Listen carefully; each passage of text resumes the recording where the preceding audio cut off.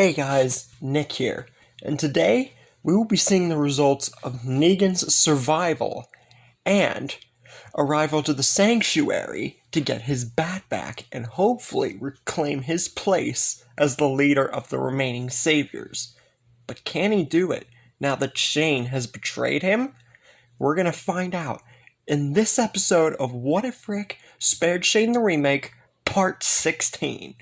Bit different with that intro, but hey, it's whatever.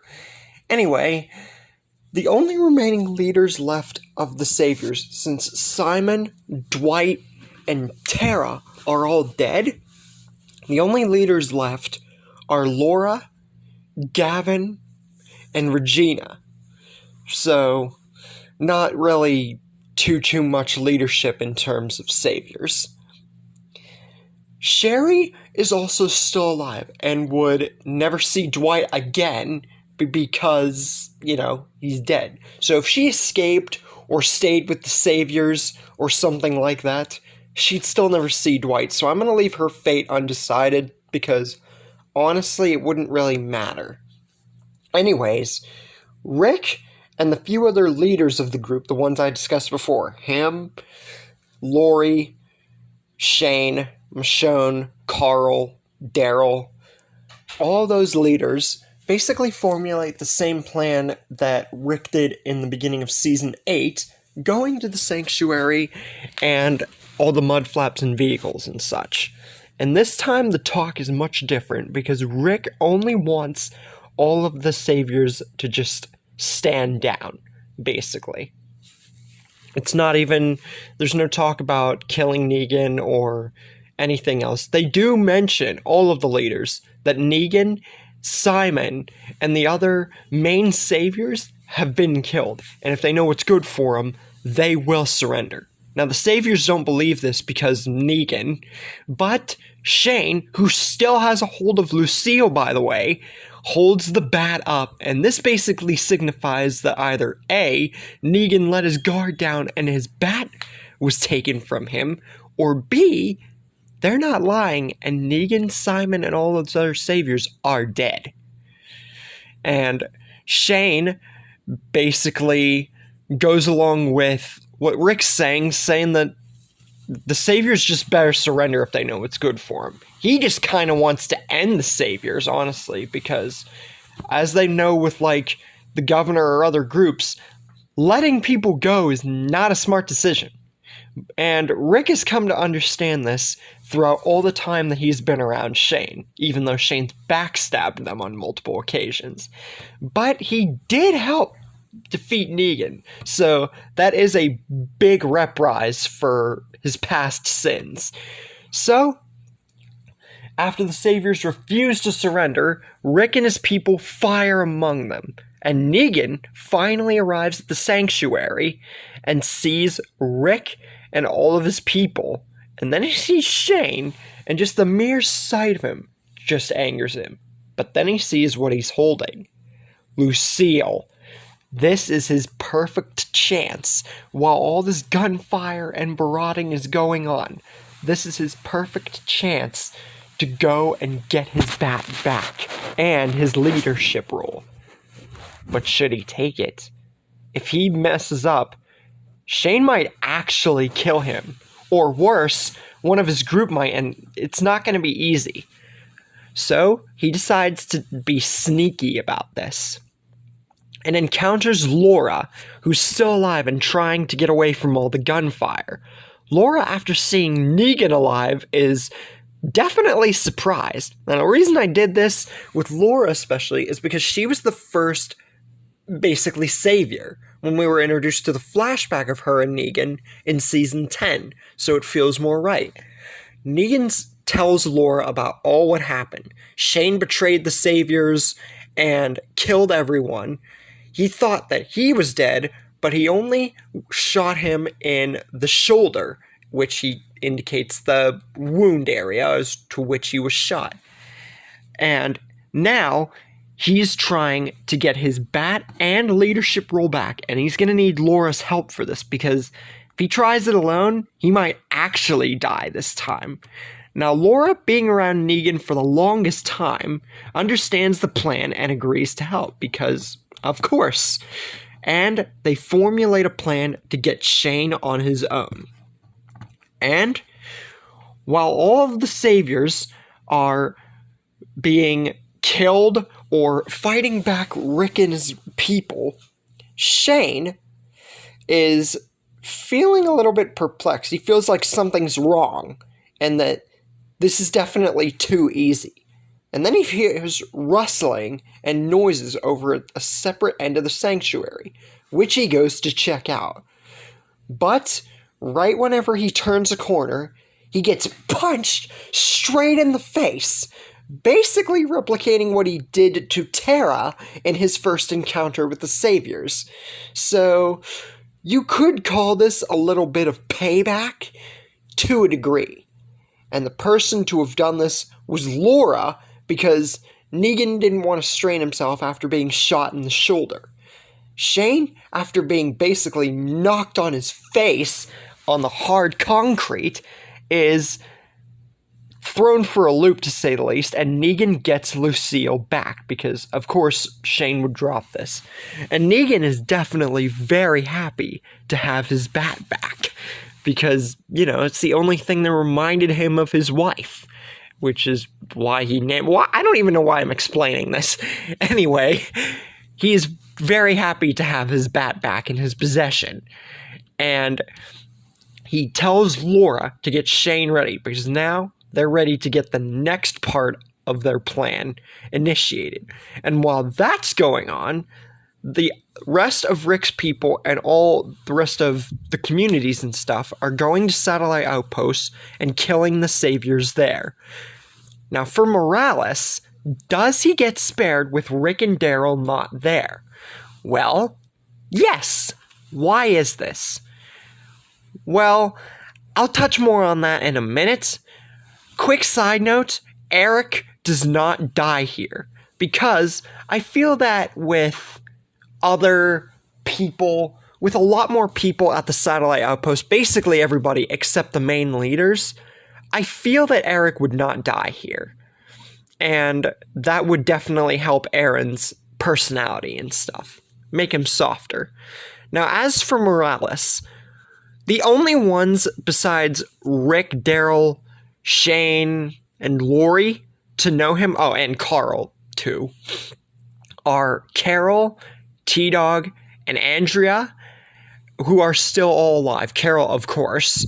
And I feel that with them around and at the satellite outpost, Morales would definitely be spared.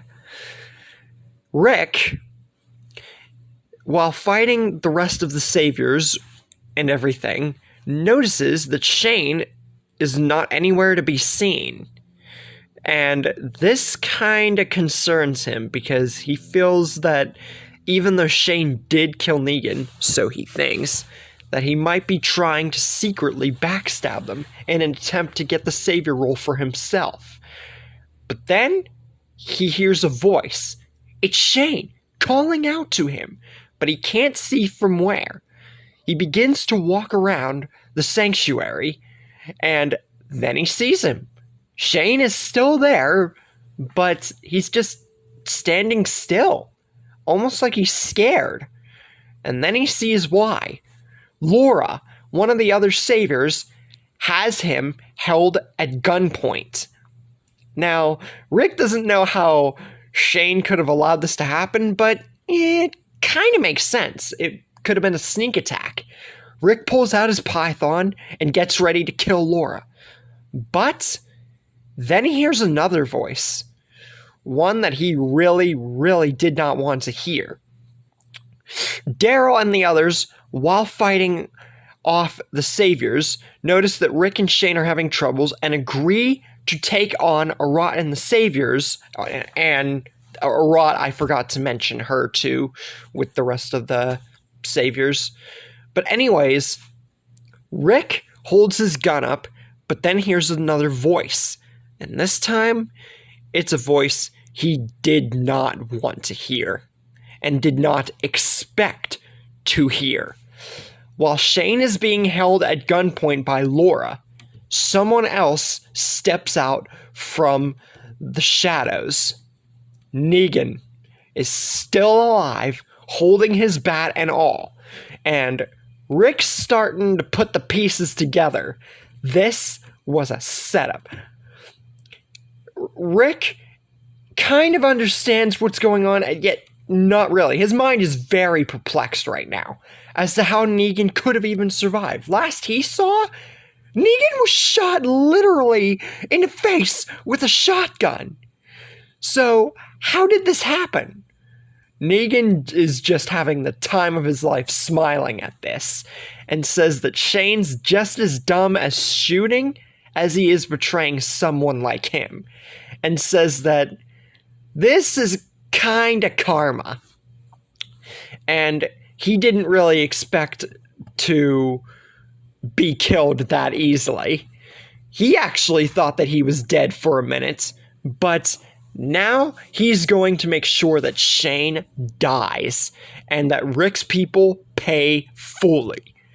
But Rick tries to talk this down and make another deal or some sorts, like the deal that they were going to make at the clearing. Negan only agrees to some sort of deal if they give him Shane. And then Rick and his people only have to pay 25 to maybe 35% of their stuff at their community. If they agree to that and get the other communities back online and give Shane to them, they'll leave the communities alone. Rick is having trouble agreeing to this, especially after what Shane went through and his helping of the group, even though he failed to kill frickin' Negan. Shane is, his bad side's starting to turn on him a little bit again, and says that to Rick, that if he's not going to make a decision about what to do here, he will. And picks up his shotgun and uses the end of it to hit Laura straight in the face. And there has been a lot of face punches and attacks in these few recent parts, but I definitely wanted to add suspense to these few parts here. Definitely in the Negan saga. After Laura gets attacked, Shane tries to go for Negan next, but he's a few seconds too late because Negan uses his bat and slams it straight into Shane's face. Now, we know Shane's had face injuries, so this one, honestly, with this Shane, wouldn't be the most severe, but it would knock him to the ground, unconscious.